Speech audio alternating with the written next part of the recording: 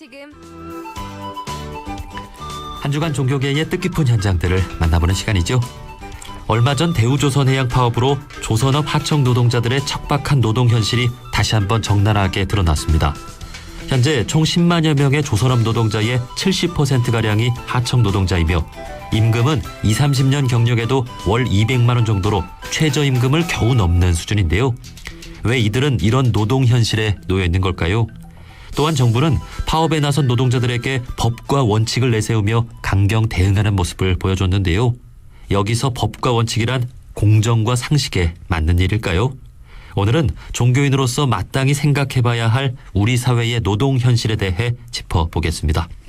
서강대 신학대학원 교수이자 비정규직 노동자 쉼터 꿀잠 이사장이신 조현철 신부님을 만나보겠습니다. 신부님 안녕하세요. 예, 안녕하십니까. 예, 반갑습니다.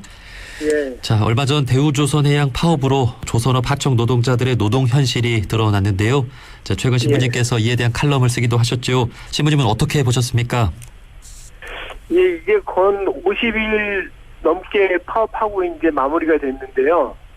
그동안에 이걸 보면서 법적으로 이게 자기들에게 이제 이 공격이 들어올 것이 뻔한데도 이렇게 할 수밖에 없는 하청 노동자의 현실, 노동 현실이 안타까웠고요. 또 다른 부분으로는 이게 충분히 예상되는 구조적인 문제거든요. 예전부터. 근데 이번에는 그렇게 되면 안 되겠지만 어쨌든 한번 지나면 다음에 또 이런 일이 일어날 때까지 방치하는 그런 정부나 기업에 대한 어떤 분노라 그럴까, 화 이런 것들이 좀 났습니다. 네. 자, 이번 파업으로 우리 사회가 두 가지 측면에서 생각해 봐야 하지 않나 싶은데요. 자, 먼저 왜 이런 척박한 노동 현실에 이들이 놓여 있게 되었느냐 하는 것과 또 이들을 법과 원칙으로 대응하겠다는 정부의 태도는 어떠했는가 하는 것이죠. 자, 우선 조선업 노동자들의 이 척박한 노동 현실, 왜 이런 노동 구조를 갖게 된 걸까요?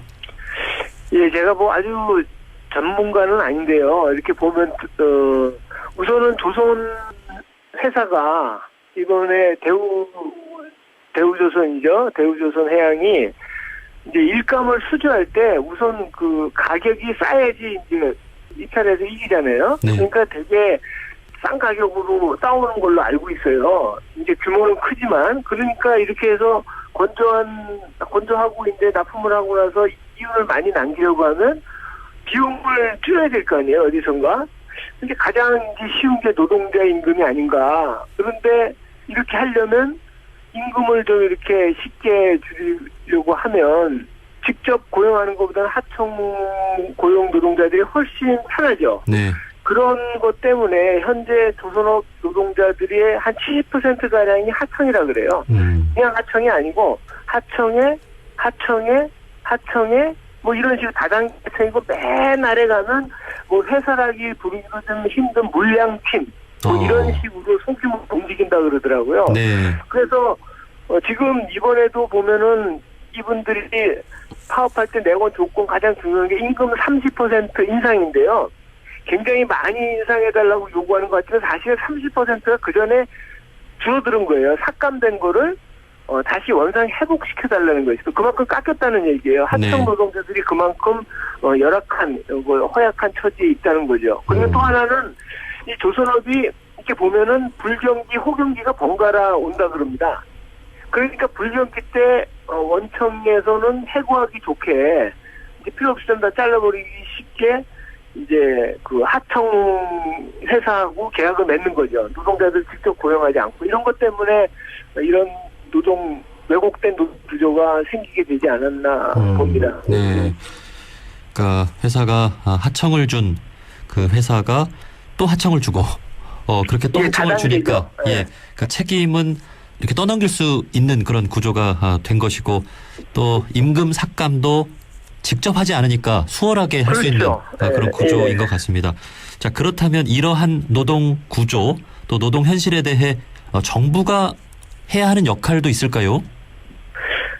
정부가 역할이 있죠. 중요하다고 생각하는데요. 사실은 이제 법적으로 이거 노사 간의 문제다. 우리는 법을 누가 어기는지 지켜보겠다. 노든 사든 법 어기면 그 처벌하겠다 이런 식으로 나오는데 이거는 정부의 역할에 정말로 최소한의 역할이죠. 그러니까 네. 이번에도 보면 사실은 강 건너 불 보듯이 방관하다가 여론을 보아가면서 이제 불법 뭐 이런 꼬투리만 잡으려고 하는데 원청인 그 대우조선해양 이런 회사들이 수주를 많이 하는 게 정부로서는 가장 큰 관심일 거예요. 왜냐하면 우선은 뭐 GDP 국내 총생산 이런 것들이 커지니까 네. 일자리가 많아지고 정부 실적으로는 좋겠죠. 그런데 그러면 일하는 노동자들의 최소한의 권리, 예를 들면 임금도 임금이지만 헌법상 보장된 노동권은 헌법에 보장되어 있거든요. 단체 교섭권 이런 것이 실질적으로 보장을 해줘야 되는데 보장이 되도록 해야 되는데 이게 원청에서는 아니 하청기업에 소속돼 있으니까 하청기업하고 하청하고 얘기해라 노사교섭해라. 하청에서는 우리는 할 수 있는 게 아무것도 없다. 원청이 움직이지 않으면. 그러니까 이 하청 노동자들은 중간에서 완전히 무력화되는 거죠. 특히 이번 대우조선해양 같은 경우에는 이게 사기업 같지만은 대우조선해양의 최대 주주가 산업은행입니다. 산업은행은 공기업이에요. 네. 그러니까 정부의 책임이 엄청나게 큰 거죠. 이 노사 간의 관계에 있어서. 그런데 사실은 한 게 거의 없다. 이렇게 볼 수 있는 것이죠. 네. 자, 이번에 파업에 나선 그 분들이 이대로 살 수는 없지 않습니까? 라는 그 팻말을 내세우면서 이 파업이 여러 문제를 불러올 것을 알면서도 이대로 살 수는 없으니까 정말 파업에 나선 것을 알 수가 있는데 이에 대해서 정부는 법과 원칙을 내세우면서 대응을 했단 말이죠. 이건 어떻게 보셨어요? 예, 우리나라가 이제 법치 국가니까요. 법과 원칙이 중요하죠. 매우 중요합니다. 그런데 어떤 사안의 법과 원칙을 생각할 때 그 사안의 맥락이라고 하는 게 있지 않습니까? 네. 이 사안의 맥락은 법과 원칙, 그토록 중요한 법과 원칙을 정말 제대로 적용하기 위해서는 더 중요한지도 모르겠다 이런 생각이 듭니다. 그런데 대부분 정부에서 이런 경우에 맥락을 쏙 빼놔요. 그러면서 어쨌든 이겁니다. 이 선을 넘는 것은 용납 못한다. 네. 이렇게 나오는데 이건 아니죠. 그러니까 사실은 이렇게 되면 법이 화살이고 사람이 관역이 되는 꼴입니다. 사람을 위해서 법이 있어야 하는데 우리의 현실은 거꾸로 된 것 같아요. 회사 이윤을 보장하기 위해서 법이 있다. 뭐 이런 식으로 좀 생각이 들고요. 지금 윤석열 대통령만 해도 뭐 중요할 때 국민만 바라보겠다 하는데 국민 일반이라고 하는 건 우리 관념 속에만 있는 겁니다. 국민 일반은 사실은 여기 지금 이런 경우에 하청 노동자들 이분들이 대통령이 정치하는 사람들이 가장 긴급하게 바라봐야 할 구체적인 국민인 것이죠. 그래서 좀 법과 원칙을 내세우는 건 좋은데 정말로 법의 원칙을 좀 생각하면서 했으면 좋겠다라는 겁니다. 네. 이 돈 많고 힘 있는 사람이 법대로 합시다 하면 좀 무섭잖아요. 네. 다들 아시는 것처럼 이 법이라고 하는 것이 만인에게 평등해야 되는데 꼭 그렇지만은 않다는 것을 또 여러 사례들을 통해서 우리가 느끼고 있는데요.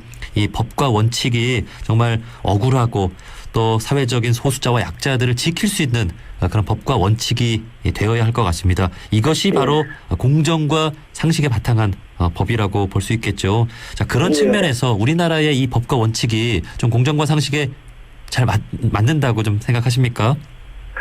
그러니까 뭐 일반화시켜서 이야기할 수는 없을 것 같은데요. 기본적으로 법과 원칙이 필요한 것이죠. 그래서 법과 원칙이 있고 그리고 법과 원칙을 만들 때 모든 사람 특히 뭐 사회적인 약자를 고려하는 경우가 꽤 있죠. 그런데 이것이 아까도 말씀드렸지만 그 맥락이라고 하는 것이 빠져버리면 정말로 법에 구멍이 숭숭 뚫렸다. 그러니까 오늘 제가 어디 칼럼을 보니까 어떤 분이 공정과 상식에 앞글자만 따면 어떻게 됩니까? 공정과 상식. 공상이죠. 공상. 그러니까 법과 원칙을 그냥 기계적으로 적용해서 소수자와 약자를 지켜주겠다라고 하는 것은 사실 현실에서는 공상에 불과한지도 모르겠다 이런 생각이 듭니다. 네. 자, 우리 종교에서도 법이 있죠. 그래서 이 법과 원칙을 참 중요하게 여기는데 그 정신만큼은 사랑을 위한다는 것을 보여주고 있지 않습니까? 예, 그렇죠. 그 뭐 율법이라고도 불교도 하고 그러는데 계명. 그런데 원불교도 마찬가지일 거라고 생각하는데 이 그리스도교에 보면 예수님 이제 말씀 중에 이런 것과 관련돼서 나는 율법을 폐기하러 온 게 아니고 완성하러 왔다. 아, 예. 그러면서도 안식일법 당시에 굉장히 중요했거든요. 이 안식일법이 유대인들에게 유대 사회에. 그런데 안식일법을 위배하는 경우가 많았어요. 거기서 논쟁이 붙었을 때 예수님이 이렇게 한마디로 정리를 하시죠. 사람이 안식일을 위해 있는 게 아니라 안식일이 사람을 위해서 있다. 그러니까 사람이 안식일을 위해 있다. 그래서 무조건 기계적으로 안식일법을 지키라고 하는 건 율법주의입니다. 예수님은 율법주의를 강하게 비판하고 철저하게 비판하고 그러면서 안식일이 사람을 위해서 있다는 건 결국 사랑으로 완성된다. 네. 라고 하는 거지. 결국 사랑이라는 것은 사람이 아니겠어요? 근데 사람이 법의 원칙이 되야 된다. 라고 예수님도 분명히 정리를 해주신 것 같습니다. 네. 자, 안식일이 사람을 위해 있다라는 말씀 정말 꼭 기억해야 될 것 같습니다. 이것은 뭐 종교도 결국은 사람을 위해 있다라고도 말할 수 있는 거겠죠. 예. 자, 법과 원칙이란 말로 우리 사회에서 지켜지지 못하고 있는 이들이 있는 것 같습니다. 자, 이 하청 노동자들 외에도 좀 어떤 분들이 좀 있겠습니까? 다른 또 다양한 형태의 비정규직 노동자들이 많죠. 그래서 이 비정규직이라고 하는 것 자체가, 법입니다. 사실은 합법이에요. 예. 그런데 사람을 위한다기보다는 예를 들면 자본에 보다 더 높은 이윤, 효율을 위한 것이죠. 그러니까 이게 이렇게 되면 법대로 하면 이분들의 어떤 인권이라고 할까 정당한 권리를 보장하기 힘들겠죠. 이걸 조금 확대 해석해 보면 비정규직 노동자들이 노동하는 분들 중에 상대적으로 힘이 없는 분들이니까 조금 확대해서 생각을 해보면 사회적으로 힘이 약한 이들 일반화시켜서 이렇게 얘기할 수 있을 것 같습니다. 이분들에게 그냥 법과 원칙만 얘기해서는 이들이 보장받아야 될 최소한의 인권, 뭐 법적인 권리 이런 것들을 보장하기 힘들지 않을까 이렇게 생각이 듭니다. 네. 자, 생각해보면 우리 사회에 어느 정도 법은 다 잘 지키면서 사는 것 같아요. 예. 그런데 그럼에도 정말 우리 사회에 왜 이렇게 좀 임금 격차가 크고 억울한 사람이 많고 평등하지 못한지 다들 또 공감하실 겁니다. 이 법과 원칙에 대해서도 좀 따뜻한 시선으로 다시 한번 생각해 볼 수 있어야 되겠습니다. 자, 여기까지 말씀 듣겠습니다. 서강대 신학대학원 교수이자 비정규직 노동자 쉼터 꿀잠 이사장이신 조현철 신부님과 말씀 나눠봤습니다. 신부님 오늘 말씀 고맙습니다.